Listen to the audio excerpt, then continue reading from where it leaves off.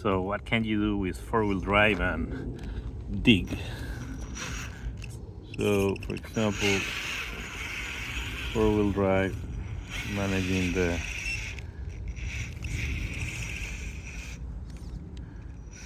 steering wheels independently. And the cool new thing that I've been trying is this new transfer case that has two motors with a dual transmission. If you guys see in there, there are two motors. There's one here and another one there, and one motor is controlling the front axle and the other one the rear axle. So it gives you things, you can do things like this. For example, where I'm moving only the front axle or the rear axle. Or I can do OD. For example, now my front tire is spinning 30% faster than the rear one. And I can do it the other way around, making the rear one move faster than the front.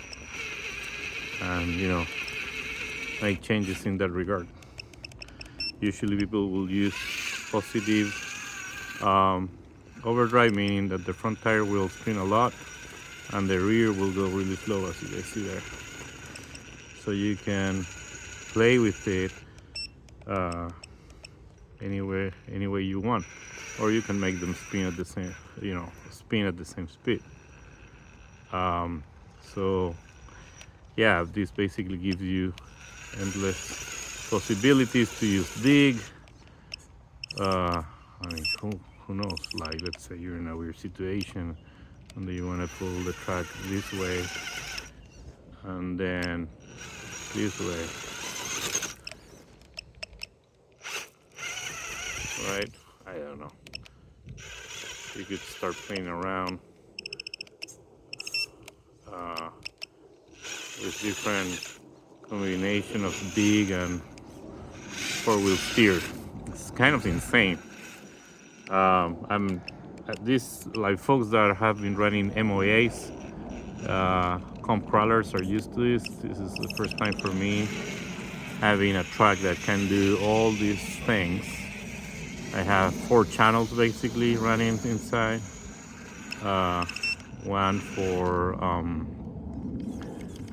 these both steerings, and then one for each ESC that are controlling each of the motors, and everything's connected to one receiver. And I'm using this marble, the FlySky GT3C. It's a hacked.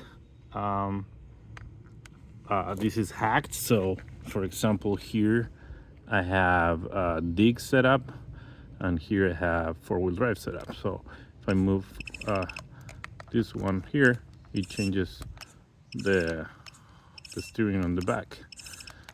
And if I do this here, it moves all to the front, like the front motor, or the other way, the rear motor.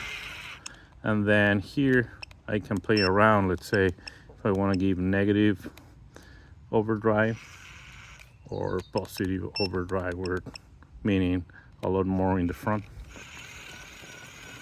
So it's just insane everything you can do with this setup.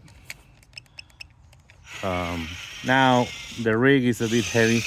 Like if you think about it, 2 motors, 2 ESCs, all the crap and cables. I just can't think of how I was able to fit all that stuff in there in that little space. But I had to do some weird things. The cage that I'm using is not ideal, doesn't have a lot of space inside. So but anyway, I was able to make it work.